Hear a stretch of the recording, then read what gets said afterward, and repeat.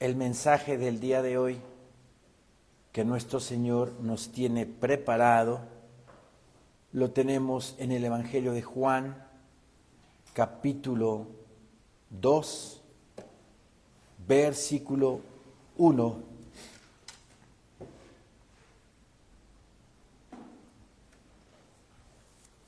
Evangelio de Juan, capítulo 2, versículo 1, por favor.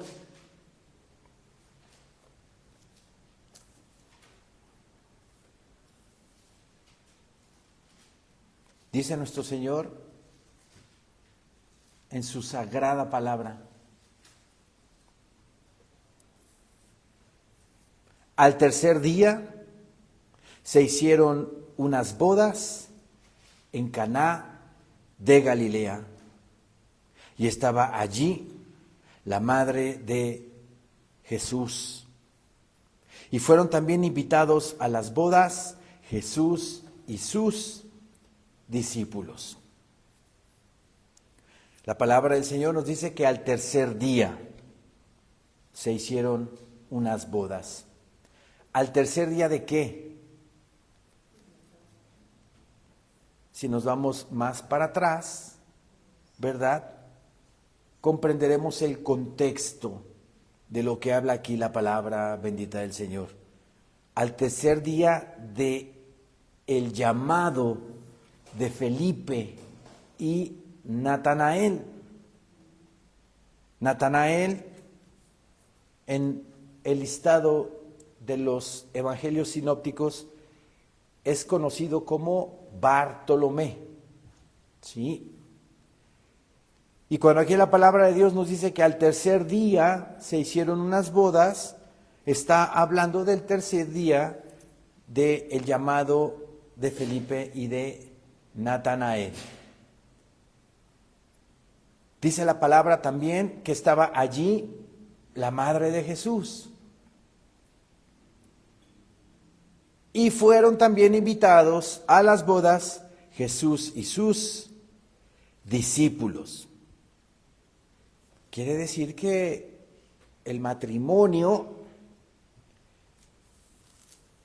esos novios que se estaban casando, o eran parientes de María y del Señor, o eran conocidos por ellos, porque tanto la madre de nuestro Señor Jesucristo, Jesús y sus discípulos fueron invitados.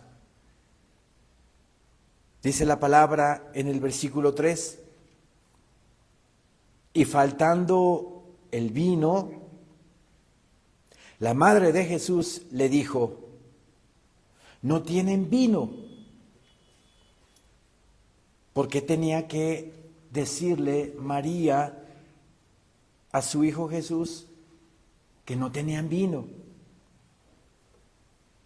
La respuesta de nuestro Señor Jesucristo nos da la respuesta de por qué María le dijo: no tienen vino. Versículo 4 dice: Jesús le dijo: ¿qué tienes conmigo, mujer? Aún no ha venido mi hora. Todavía no es el tiempo para comenzar mi ministerio. María quería que delante de todos los invitados el Señor hiciera allí un milagro. Ahora, un comentarista bíblico que me llamó la atención habla acerca del vino de tiempos de nuestro Señor Jesucristo. Sí, en tiempos de nuestro Señor, dice el comentarista bíblico MacArthur en su Biblia de estudio, el vino que se servía había sido sometido a fermentación. En el mundo antiguo, no obstante, para calmar la sed, sin producir embriaguez, el vino se diluía con agua en una proporción de 1/3 y 1/10 de su concentración. Dadas las condiciones y el clima, aún el vino nuevo se fermentaba con rapidez y era embriagante si no se diluía. Debido a la ausencia de procedimientos de purificación de agua, a veces el agua no era muy pura, muy cristalina, que digamos, y no tenían tratamientos como lo tenemos nosotros el día de hoy, agua potable que podemos tomar. Dice aquí que debido a la ausencia de procedimientos de purificación de agua, beber vino mezclado con agua resultaba también más saludable que beber solo agua. Entonces, el vino que se bebía en tiempos de nuestro Señor Jesucristo era una mezcla de vino con agua. ¿Sí? Bien, ahora, aquí en el versículo 3 nos dice, y faltando el vino, la madre de Jesús le dijo, no tienen vino. Era también una afrenta, era una vergüenza para la cultura de la época el que o faltase comida o faltase vino. El matrimonio se preparaba para dar un banquete de 7 días, comida, vino, y era deshonroso si faltaban alguna de las dos cosas. De hecho, hasta la fecha, en una boda, en un matrimonio, si falta comida o falta el vino, pues bueno, se puede tomar en críticas por largo tiempo acerca de esa boda, pero en tiempos de nuestro Señor Jesucristo también era una ofrenda el no tener vino en la boda. Versículo 4 dice, Jesús le dijo, ¿qué tienes conmigo, mujer? Aún no ha venido mi hora. ¿Por qué le llama así, de esa manera, nuestro Señor Jesucristo a su madre? ¿Verdad? ¿Qué tienes conmigo, mujer? Aún no ha venido mi hora, todavía no es mi tiempo, le dice. En aquellos tiempos, el hablarle así a su madre era como decirle, ¿qué tienes conmigo, señora? Pero estaba marcando ahí Cristo, era su hijo, obviamente, pero estaba marcando allí la diferencia de que sí era su madre, pero era Dios, hecho carne. Por eso le contesta de esa manera. Le contesta como el Hijo de Dios y no como su hijo. ¿Qué tienes conmigo, mujer? Aún no ha venido mi hora. Aquí nos deja ver que María no estaba por encima de Dios, no estaba por encima de Cristo. María no tenía esa autoridad sobre su hijo, como el día de hoy y a lo largo de los siglos después de Cristo, nuestro Señor, se le ha dado a María la connotación de Madre de Dios, corredentora, Inmaculada Concepción. Todos esos títulos le fueron otorgando a María a lo largo del tiempo, en el siglo VI, en el siglo X, pero que no tienen nada que ver con lo que María fue fue el receptáculo, fue muy bendecida por ser la madre de nuestro Señor Jesucristo. Pero no es corredentora. La palabra de Dios, vamos a 1 Timoteo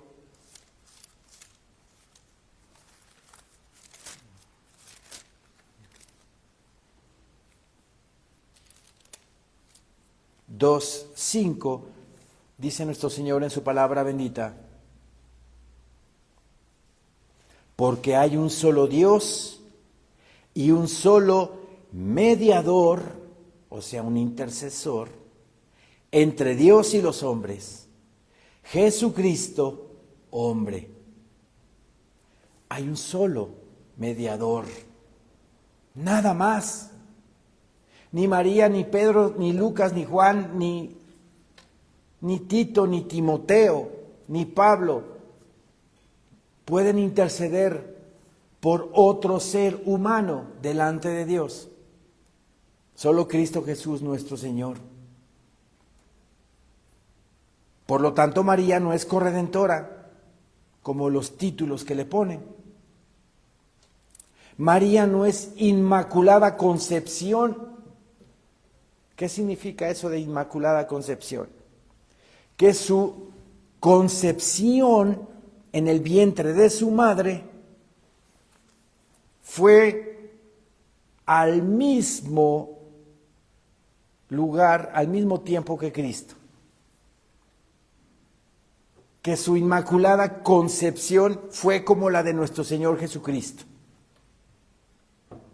O sea, virginal, por obra y gracia del Espíritu Santo. Y eso es falso, totalmente falso. María, ¿verdad? Como lo dice el Evangelio de Lucas, vamos a Lucas, por favor.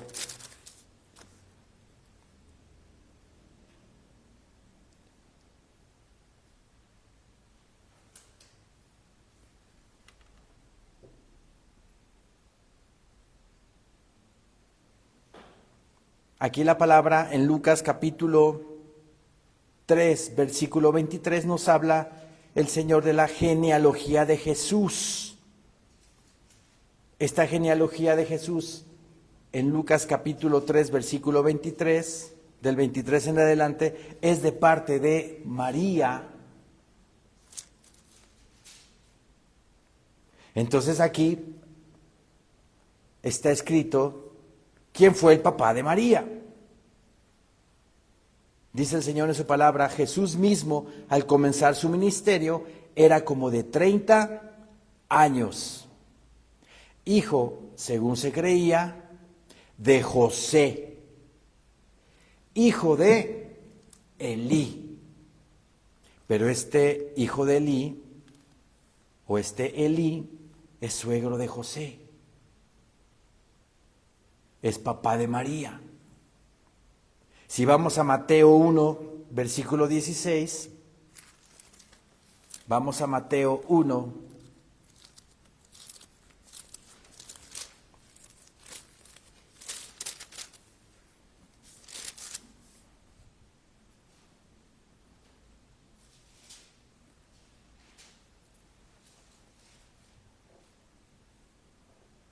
esta genealogía de Mateo es por parte de José, del linaje de José, de la descendencia de José. Los dos vienen, obviamente, ¿verdad? José y María vienen de la tribu de Judá. Y aquí nos habla del papá de José. Bien claro, dice aquí Mateo 1:16, y Jacob engendró a José, marido de María, de la cual nació Jesús, llamado el Cristo. Y aquí el escritor de la genealogía, que es Mateo, lo asienta muy bien. Jacob engendró a José. Y en Lucas nos habla de que Elí fue hijo de José, pero es el suegro de José. ¿Sí? Esa es la descendencia de María, la del Evangelio de Lucas. Por lo tanto, María no fue concebida sin mancha. ¿Qué significa eso? Inmaculada concepción. Inmaculado sin mancha. Concepción recibida, engendrada en el vientre de su madre. María no es inmaculada concepción. Cristo, ¿verdad? Cristo vino de una inmaculada concepción en el vientre de María. Ahí sí. Cristo Jesús vino de una inmaculada concepción en María. Pero María no nació de una inmaculada concepción de sus padres. ¿Sí me explico? Entonces le ponen el título de Inmaculada Concepción. Hasta iglesias católicas dicen la iglesia católica de la Inmaculada Concepción. Aquí a una cuadra está una de ellas.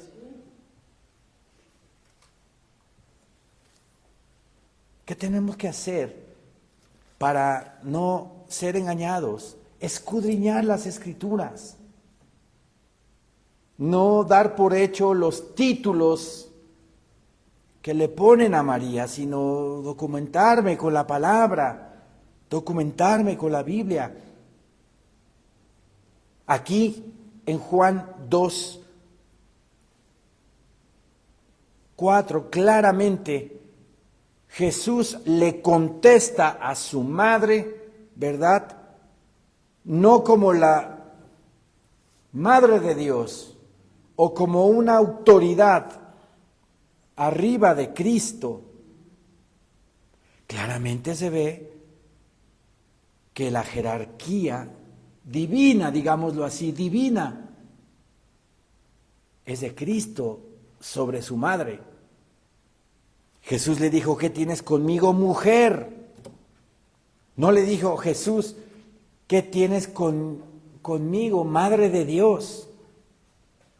¿Qué tienes conmigo? Luego le dice, aún no ha venido mi hora. Todavía no empieza mi ministerio. Mujer, le dice. Ahora, la misma María, en Lucas 1:46, cuando está con su pariente Elizabeth, después de que María se entera de que su pariente Elizabeth ha recibido la bendición de parte de Dios, de que en su vientre fuese concebido Juan el Bautista, va a ver María a su pariente Elizabeth, ¿verdad? Y el bebé que estaba en el vientre de Elizabeth, dice la palabra que se estremeció y brincó y fueron llenos del Espíritu Santo, Elizabeth y el bebé, por sentir la presencia de su Señor ya en el vientre de María. Y María, aquí en Lucas 1:46,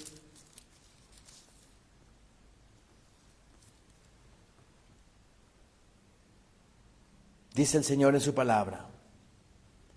Entonces María dijo, engrandece mi alma al Señor, y mi espíritu se regocija en Dios mi Salvador,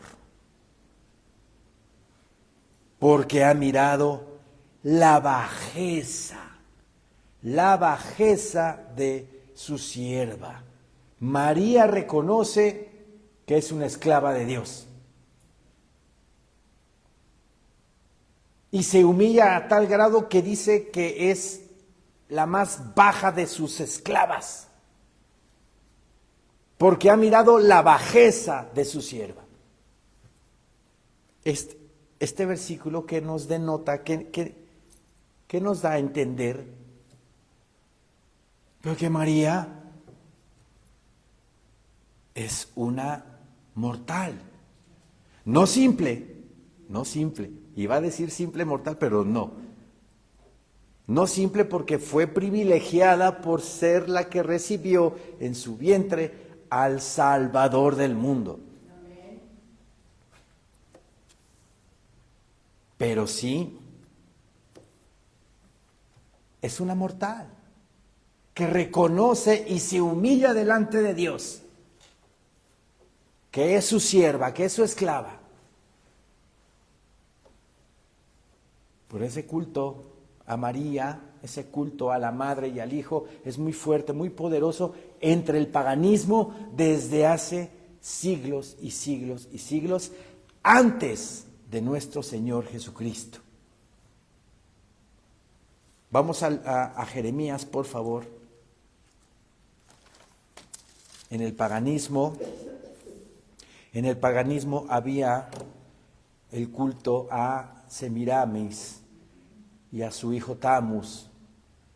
Semiramis, la reina Semiramis de Babilonia, ¿verdad?, exigió a sus súbditos que le hicieran una estatua con su hijo en brazos y que se postraran en adoración ante ella y a su hijo. Ese culto babilónico, ¿verdad?, trajo grande estrago hasta en el pueblo de Israel. Y estamos hablando de miles y miles de años antes de Cristo. En Jeremías 7, versículo 18 dice, la palabra bendita de Dios: los hijos recogen la leña, los padres encienden el fuego y las mujeres amasan la masa para hacer tortas a la reina del cielo. ¿Quién es esa reina del cielo si María todavía no existía? Ya había un culto anterior a Semiramis, a Ishtar. Yo aquí tengo en mis notas de este versículo: los judíos rendían culto a Astoret, dios de los asirios y babilonios, y que representaba la sensualidad y la fertilidad como esposa de Baal o Moloch. Debido a que estas deidades simbolizaban el poder para la reproducción, su adoración incluía la prostitución. ¿Se dan cuenta? Qué poderoso y qué fuerte era ese culto, porque estaba involucrado el sexo. Y esta reina, ¿verdad? Dije Dios, es diosa Astoret. Los judíos rendían culto a Astoret, diosa de los asirios y babilonios. Y a lo largo de los siglos, esa deidad Semiramis fue cambiando en diferentes lugares, en diferentes regiones, lo que llamamos nosotros sincretismo. Cambió a Semiramis, luego Ishtar, ¿verdad? Venus en España, llega a América, nosotros en México la Guadalupe, pero todo es un sincretismo de siglos y siglos y siglos en la creencia del culto a la Madre y al Hijo. Jeremías 7, nuevamente, dice el Señor en su palabra: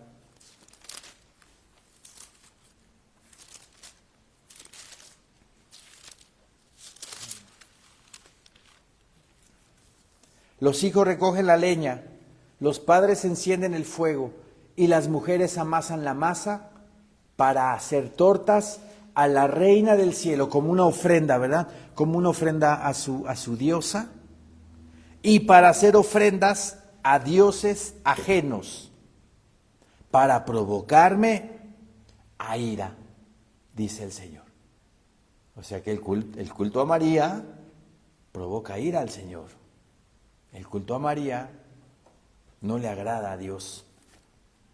Regresemos a Juan, por favor, 2.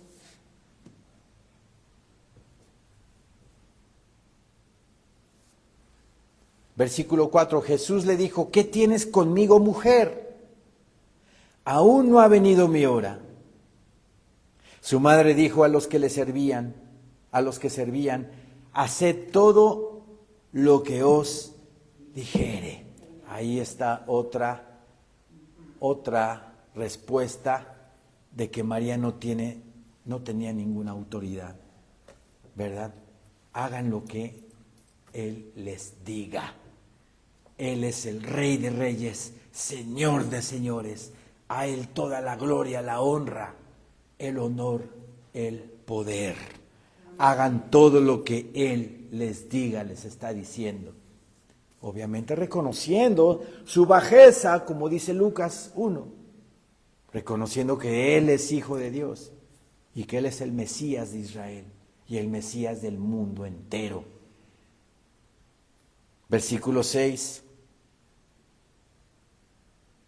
Y estaban allí 6 tinajas de piedra para agua, conforme al rito de la purificación de los judíos, en cada una de las cuales cabían 2 o 3 cántaros. Bien, este versículo es muy interesante, porque dice que habían allí 6 tinajas de piedra para agua. ¿Qué estaban haciendo ahí esas 6 tinajas de piedra? En la cultura de la época de nuestro Señor Jesucristo, en las bodas habían cántaros de agua. ¿Para qué? Para que la gente se purificara, tanto las manos como los pies. Llegaban los invitados a las bodas, pues llegaban todos sucios de los pies por haber caminado, ¿sí? Entonces, ¿qué hacían? Se purificaban las manos y los pies para estar limpios en la boda, ¿sí? Aparte de los ritos de purificación que tenían los judíos en ese entonces. Pero allí, en esa boda, habían 6 tinajas de piedra para los invitados, para lavarse las manos y los pies, para purificarse. Ahora me llama la atención que habían 6 tinajas de piedra. 6, número de hombre. 6, imperfección. Número 7, plenitud en Dios. Pero el número 6 es número de hombre. Imperfección. Las tinajas eran de piedra. Investigué y no nada más habían tinajas de piedra, habían tinajas de barro. También habían de barro en aquel entonces. Recuerden que nosotros somos ¿qué? Somos barro. Somos barro. La palabra del Señor nos habla de que nosotros somos vasos de barro, que tenemos, ¿verdad?, un tesoro. ¿Y qué tesoro es?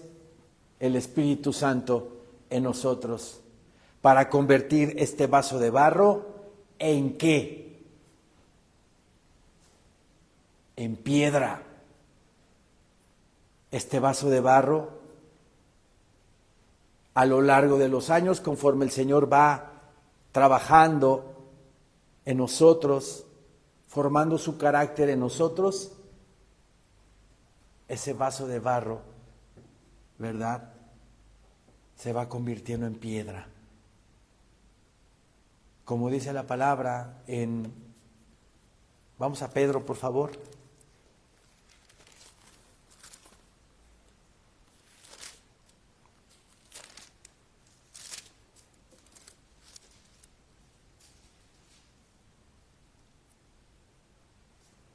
Primera de Pedro, capítulo 2.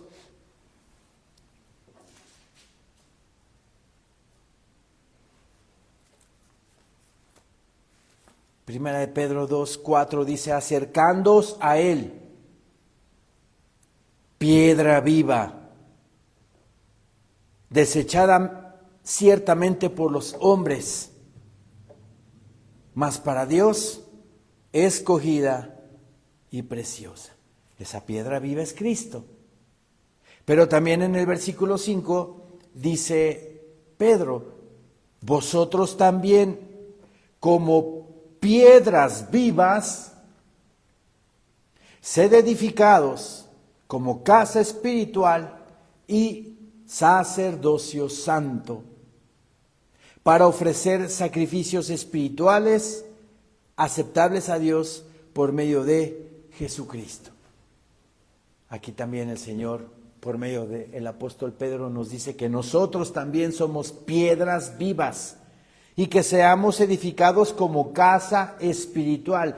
Toda la iglesia, primero local, ¿verdad?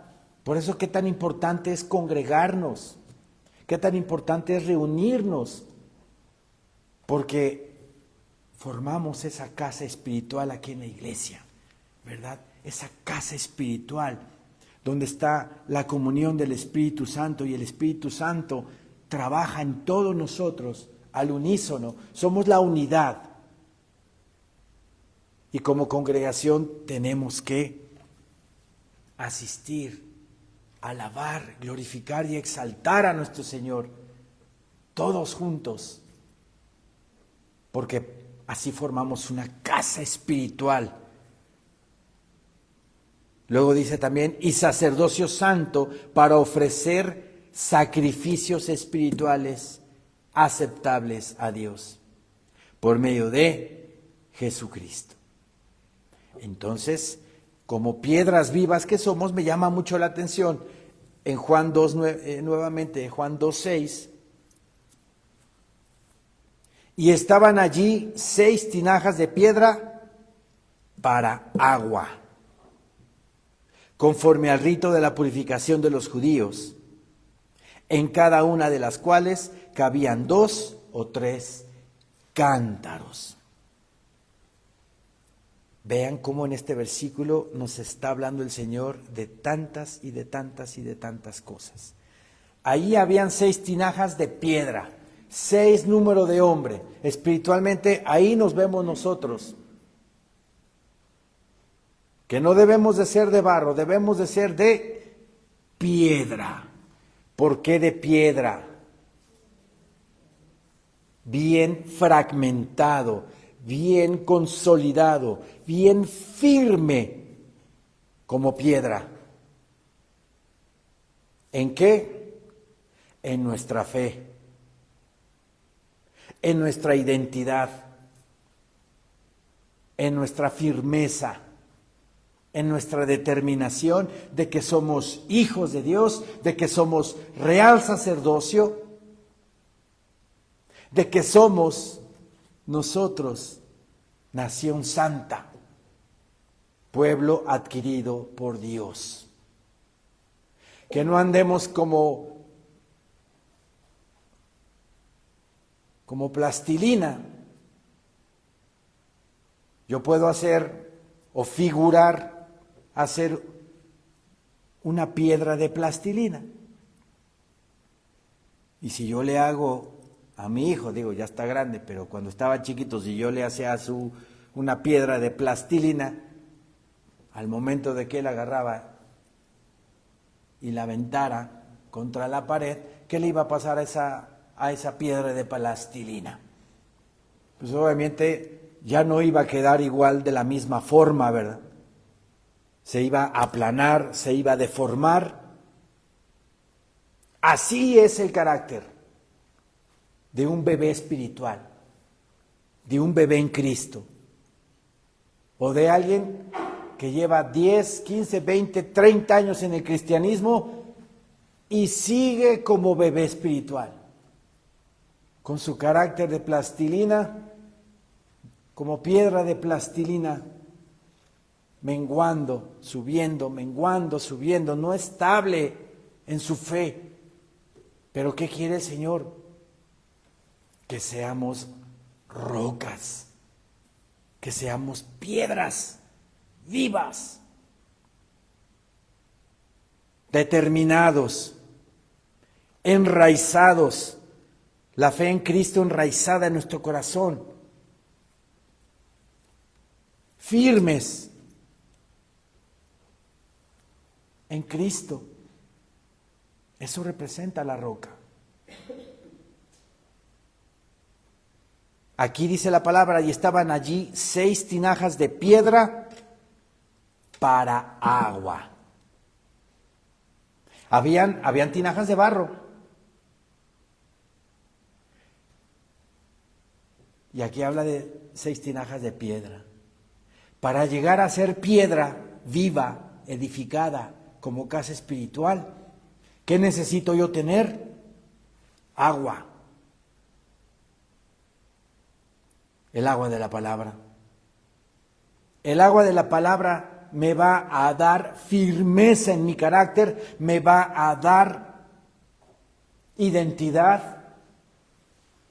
El agua de la palabra le va a dar sentido a mi vida, propósito en mi haber.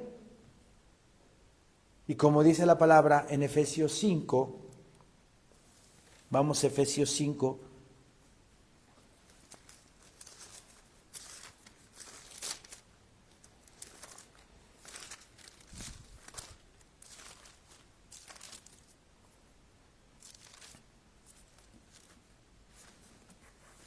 Efesios 5, versículo 25.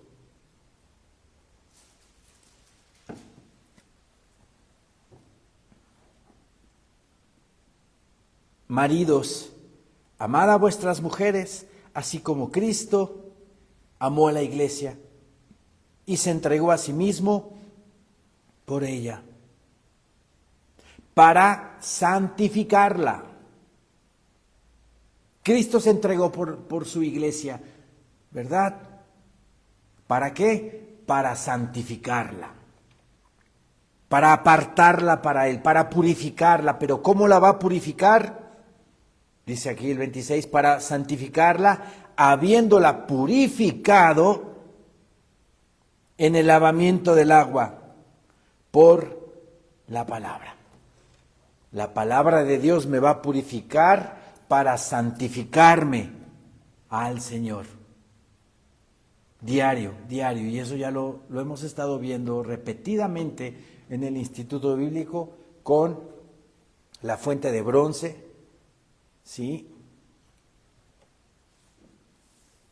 El tema de la fuente de bronce que estamos teniendo en el Instituto Bíblico nos habla de que el agua es la palabra de Dios que diariamente tenemos que tomar, o sea, leer, escudriñar. Y eso, ¿verdad?, va a provocar que yo sea una roca a lo largo del tiempo. Obviamente es un proceso. Poco a poco ese barro va a dejar de ser barro y va a endurecerse y se va a formar una piedra, una roca bien definida, bien decidida. Maridos, amad a vuestras mujeres, así como Cristo amó a la iglesia y se entregó a sí mismo por ella para santificarla. Lo que quiere el Señor de nosotros es la santificación para ser lo más semejantes a Cristo en su carácter. Habiéndola purificado en el lavamiento del agua por la palabra. Diariamente el escudriñar la palabra nos purifica, nos santifica, porque quiere Cristo, ¿verdad? Quiere Cristo presentar la iglesia a sí mismo, como dice el 27, a fin de presentársela a sí mismo una iglesia gloriosa. Una iglesia gloriosa significa una iglesia candidata a ser levantada en el arrebatamiento de la iglesia para recibir mi cuerpo de gloria. Una iglesia gloriosa. a fin de presentársela a sí mismo una iglesia gloriosa que no tuviese mancha, ni arruga, ni cosa semejante, sino que fuese santa y sin mancha. Eso es lo que quiere el Señor de nosotros, que seamos puros, santos y sin mancha. ¿Qué va a provocar esa santidad? ¿Qué va a provocar esa purificación? El agua de la palabra de Dios. Hay hermanos que en su vida han leído. Yo aquí me los veo a todos. Y yo desde aquí veo quién lee y quién no lee la Biblia. Cuando nos vamos al libro fulanito, algún profeta, o del Antiguo o del Nuevo, y veo que si a algún hermano le está costando trabajo llegar a ese capítulo es porque no lee, no tiene ubicado dónde está ese libro. Y si no lo tiene ubicado es porque no lee la palabra. Entonces yo aquí me los clacho. Yo sé quién lee y yo sé quién no lee. Es importantísimo leer la palabra de Dios, porque así lo quiere el Señor, para presentarse a sí mismo una iglesia gloriosa. Solamente con la lectura y el escudriñar de la palabra de Dios vamos a ser candidatos a ser levantados en el arrebatamiento de la iglesia. Regresamos aquí en Juan 2:6, dice, y estaban allí 6 tinajas de piedra, 6 tinajas de piedra para agua. A esas 6 tinajas, 6 número imperfecto, ¿verdad? De piedra, las van a llenar de agua. ¿Qué simbolismo? Conforme al rito de la purificación de los judíos, en cada una de las cuales cabían 2 o 3 cántaros. Jesús les dijo, llenad estas tinajas de agua. ¿Y qué dice la palabra? Y las llenaron hasta arriba, hasta el tope de tu ser debe de estar la palabra bendita de Dios. Hasta el tope, de pies a cabeza, lleno de la palabra del Señor. ¿Se acuerdan de Ezequiel? Cuando va saliendo del templo en Jerusalén, en visión, ¿verdad? En visión, porque él estaba en Babilonia, pero mi Señor Dios en espíritu se lo lleva a Jerusalén, y dice la palabra del Señor que del templo salían aguas que corrían hacia el sur y hacia el oriente, y que Ezequiel entró, se fue hacia esas aguas, y las aguas apenas le llevaban al tobillo, caminaba 500 metros, casi un kilómetro, y luego ya llegaban a las rodillas, y poco a poco caminaba otro tanto, y fue llenándose esa agua, iba bajando Ezequiel, y lo cubría. Llegó el momento que lo cubría completamente esa agua. ¿Qué representa eso? Que tiene que llegar el momento que debes de depender completamente de Dios. Que el agua de la palabra de Dios llene todo nuestro ser, como aquí dice la palabra. Jesús les dijo, llenad estas tinajas de agua. Esas tinajas somos nosotros. Y debemos de llenarnos hasta arriba, llenos completamente de la palabra de Dios. ¿Para qué? Para experimentar, vivir en carne propia la comunión con el Señor. Es maravilloso. Depender totalmente de Él. totalmente, suelto, completamente, como cuando a Ezequiel llegó el momento que le tapó todo el agua y a nado, dependiendo completamente de Dios, completamente del Señor. Así debe de ser la palabra de Dios en nuestras vidas, que estemos llenos completamente de su palabra, como lo dice el Salmo 19. Vamos al Salmo 19, por favor.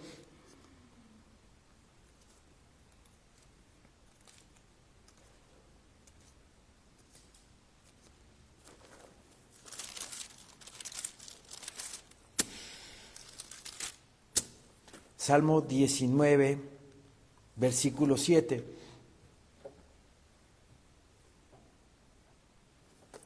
Vean qué hermosos versículos. La ley de Jehová es perfecta. La palabra de Dios es perfecta, que convierte el alma. La Biblia Nueva Traducción Viviente de este versículo, del final de este versículo, dice que reaviva el alma. Si de repente tu alma está cabizbaja, si tuviste un mal día, si tuviste una congoja, si te peleaste con el jefe, o más bien el jefe te robó la paz, nosotros no tenemos que pelearnos con nadie. Si llegaste abatido a tu casa, lee la palabra, lee la Biblia y va a reavivar, va a reanimar tu alma, la palabra bendita de Dios. La ley de Jehová es perfecta, que convierte el alma. La convierte de un estado de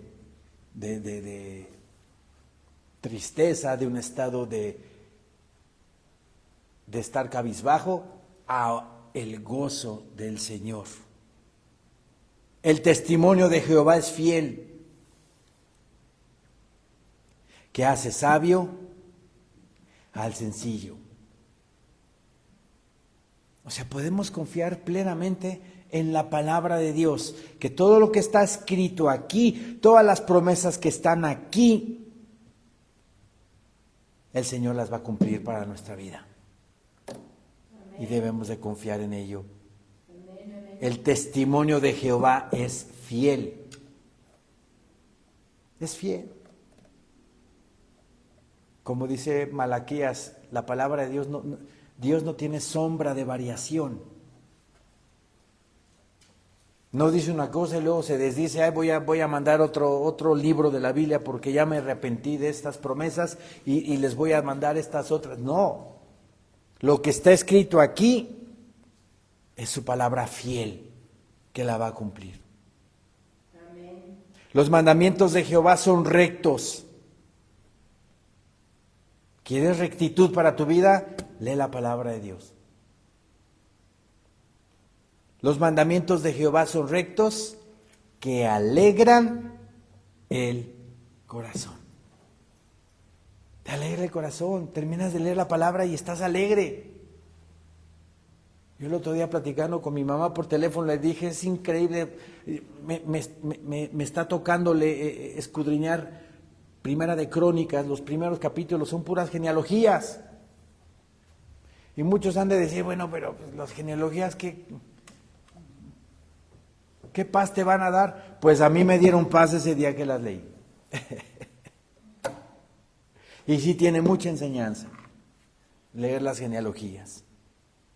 Me alegran el corazón, dice. Los mandamientos de Jehová son rectos, que alegran el corazón.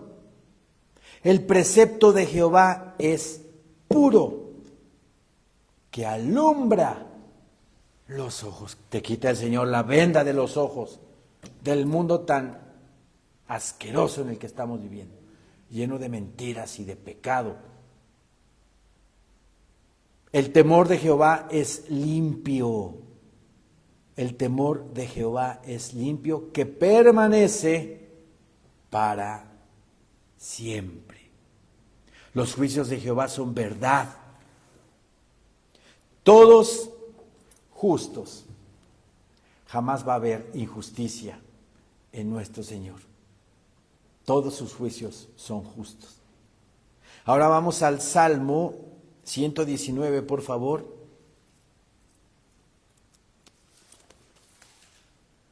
Versículo 9.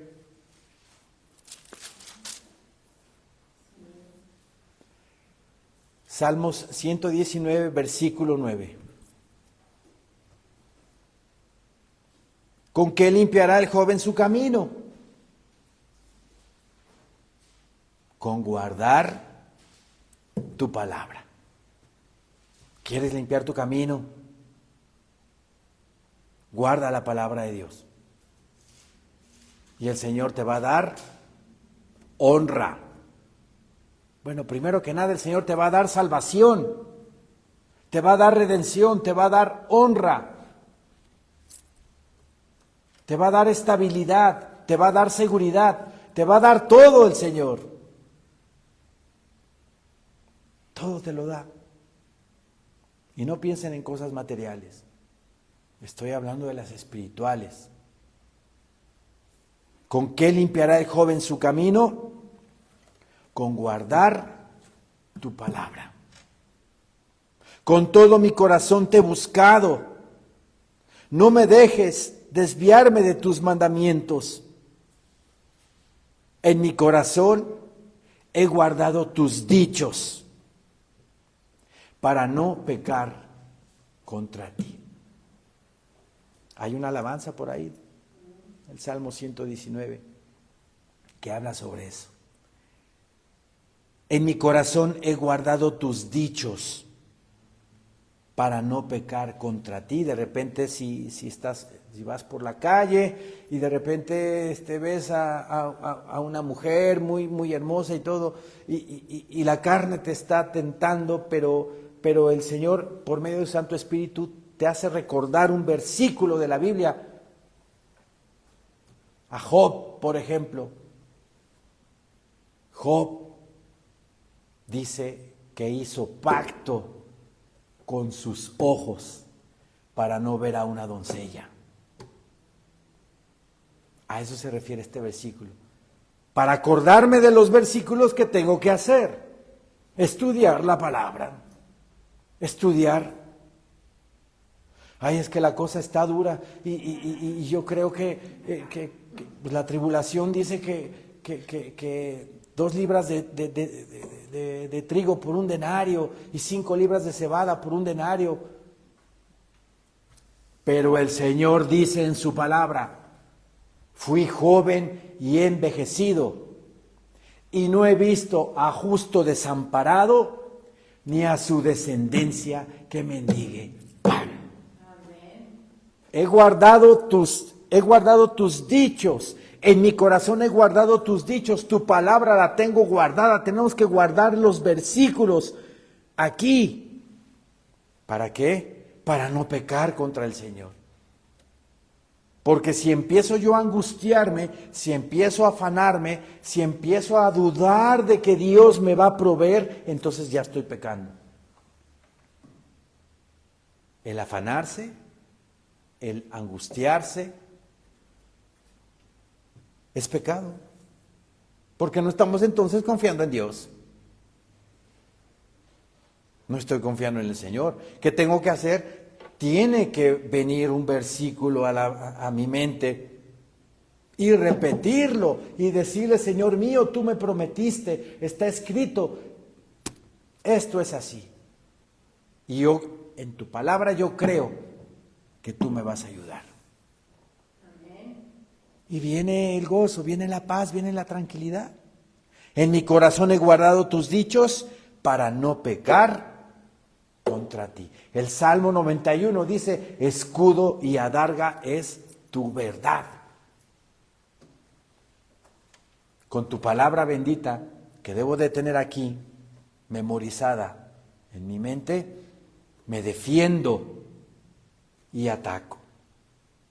¿Sí? Escudo y adarga es tu verdad. Tu palabra es verdad. ¿Verdad? Qué hermoso. Qué hermoso. Si tenemos su palabra en nuestra mente, en nuestro corazón. Aquí en el Salmo 119, en el versículo 25, dice el Señor: en su palabra. Abatida hasta el polvo está mi alma. Hay días buenos y hay días malos, ¿verdad? Abatida hasta el polvo. O sea, imagínense un alma abatida hasta el polvo. Terrible, hasta el suelo está mi alma de ánimo. Pero ¿qué provoca la palabra si la lees? Vivifícame según tu palabra. La palabra te levanta. La palabra te ayuda. La palabra te sostiene. Te sostiene. Regresemos a Juan 2, por favor. Por eso esas tinajas de piedra, ¿verdad? Tienen que estar llenas. Y mi Señor Jesucristo las llenó todas, completamente, hasta arriba, dice la palabra. Jesús les dijo, llenad estas tinajas de agua, y las llenaron hasta arriba. Entonces les dijo, sacad ahora y llevadlo al maestresala. Y se lo llevaron. Cuando el maestresala probó el agua hecha vino, ya la había convertido el Señor en vino, sin saber él de dónde era, aunque lo sabían los sirvientes que habían sacado el agua, llamó al esposo y le dijo, todo hombre sirve primero el buen vino, y cuando ya han bebido mucho, entonces el inferior. Mas tú has reservado el buen vino. Subrayen el buen vino. Tú has reservado el buen vino.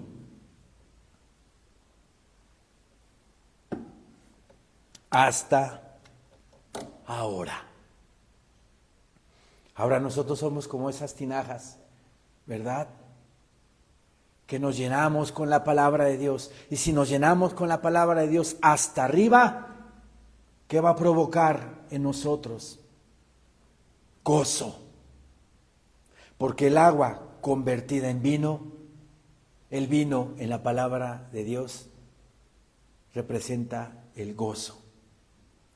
O sea que el agua de las tinajas llenas hasta arriba, con la palabra de Dios hasta el tope, va a provocar gozo a nuestra vida, gozo a nuestro ser. Mas tú has reservado el buen vino hasta ahora, le dice. Ahora yo aquí tengo en mis notas algo escrito. Las aguas del ritual y de las ceremonias del judaísmo podrían ser tomadas en el vino de una gozosa realidad en Cristo. El mundo siempre ofrece sus mejores ofertas al principio. Los jóvenes se indigestan con los placeres carnales. Cuando llegan a viejos, se encuentran con una deteriorada vida llena de vacíos, que solo Jesucristo puede llenar con su vino, o sea, su sangre, Versículo 11 dice, este principio de señales hizo Jesús en Caná de Galilea y manifestó su gloria, y sus discípulos creyeron en él. Después de esto descendieron a Capernaum, él, su madre, sus hermanos y sus discípulos, y estuvieron allí no muchos días. Seamos como esas tinajas, hermanos, llenas de agua de la palabra de Dios, para que automáticamente, si estamos llenos de la palabra de Dios, va a venir gozo a nuestra vida. y la vida en el gozo del Señor es lo mejor que le puede pasar al ser humano. La plenitud de Cristo Jesús, nuestro Señor. Amén, hermanos. Amén. Levantémonos, por favor.